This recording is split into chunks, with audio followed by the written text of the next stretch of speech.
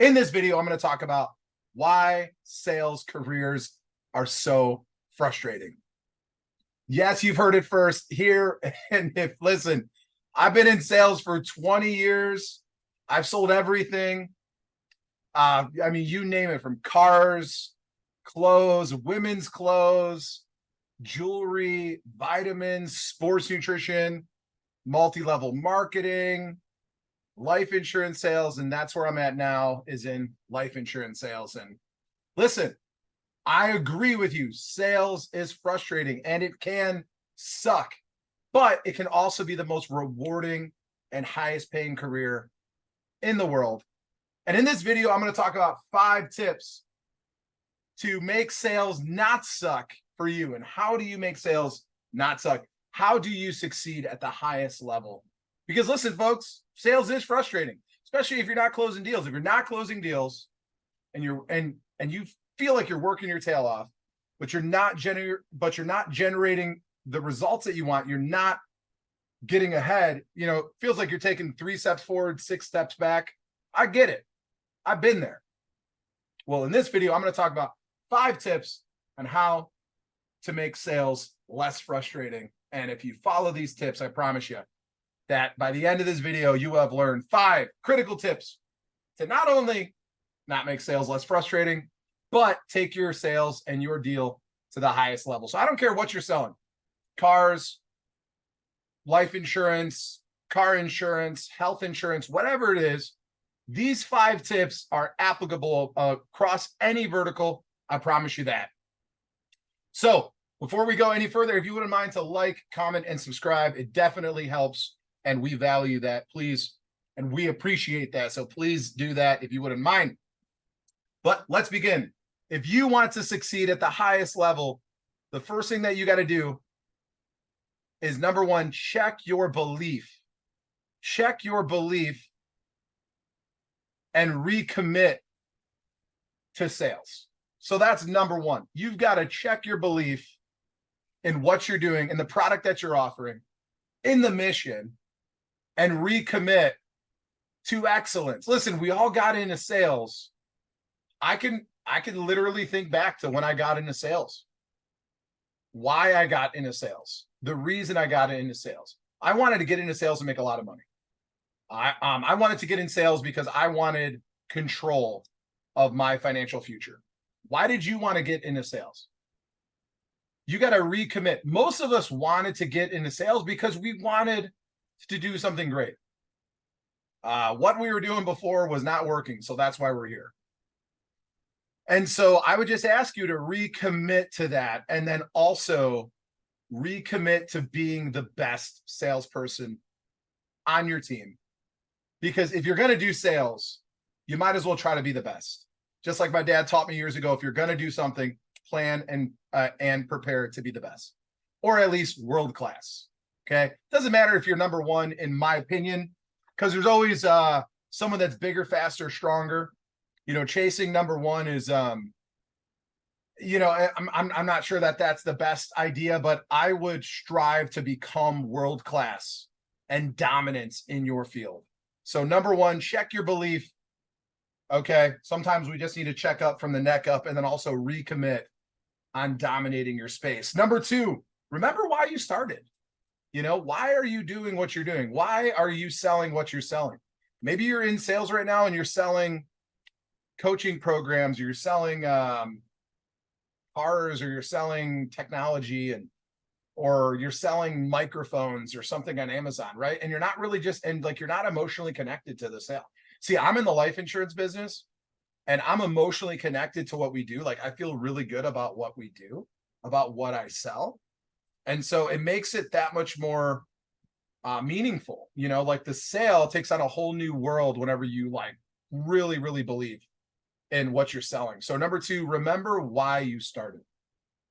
Number 3, seek mentorship. You got to seek mentorship from a proven mentor, from somebody who is a top closer. Now, be careful, because a lot of your sales managers, they don't know what they're doing when it comes to selling, right? They haven't sold or closed the deal in a long time.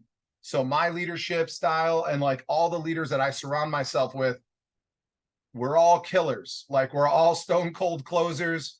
Not only can we close at the highest level, closing ratios of 70%, 80%, 90%, but we train closers, we train killers. And so you want to get around top closers that can mentor you become top closers. Also, look at their track record, right? Be very, very careful. Joining a sales team, it's really important when you join a team, does that mentor that you're following, do they have a proven track record of success? So that's important, right? So whenever you're being interviewed for the job, if you haven't gotten a sales job yet, or maybe looking for another sales job, which we're hiring, just so you know, by the way, that's a whole different story. But if you're looking for a sales mentor, if you're looking to join a team, be careful, right? Make sure that your mentor's got the trophies, make sure that they have the track record. And if they don't, I would ask to seek mentorship from someone else. But you got to seek mentorship from the best, someone with a proven track record. Very, very critical. Success leaves clues and numbers don't lie. Number 4, you got to practice every day, role play every day. I would get into some type of sales university. One of my buddies, Jordan Stupar, makes an incredible sales university. I'll throw that link in the comment section. But I would, and I don't get paid from him, just, you know, he's just my boy. And he's got one of the best sales training courses out there. He's the real deal. Absolutely love that dude. And again, I don't make any money from that. He's just my boy. And so, but you should get into some type of sales training content every single day. And Jordan is, you know, just like absolutely world class. And so role play every single day. I mean, he's got like flashcards that he sells.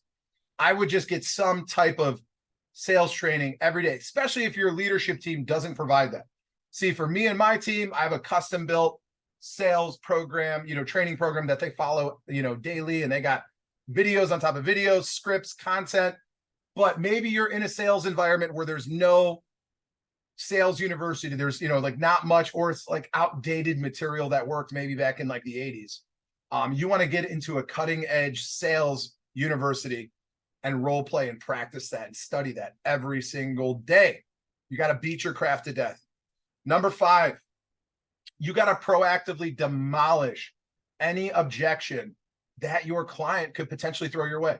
See, the reason that top closers close at the highest level is we already know what objections the prospect's going to throw our way, whether we're prospecting the client, like any point in the sales cycle, we know what objections could possibly come up.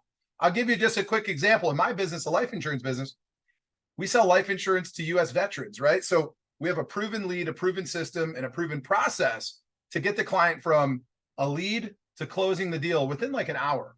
It's pretty sweet. So I get a lead into my CRM. The lead comes in. I mean, going from like that to a Zoom to a close, and I'm paid within like 7 days. Now, in that process, I know that there's objections that client may throw my way. And I am prepared to beat every single one of those examples. As a matter of fact, I'm not waiting to get the objection. I'm proactively demolishing them so the objections never come up. That's why, you know, if you're on my team, one of the things that I do is I do, you know, a lot of live sales training where you'll literally watch me present to a client and you'll be like, man, you made that look really, really easy. Well, the reason that I make it look easy is, number 1, I'm a highly skilled salesperson because I have committed to becoming great and being great. And then number 2, I proactively demolish any objection that client could throw my way. Doesn't matter what stage of the sales cycle. So I would ask you to audit your sales cycle from day 1 to day close, right? Day 1 to day close. Might be a week's time, might be a month's time, whatever. But what objections can that candidate potentially throw your way?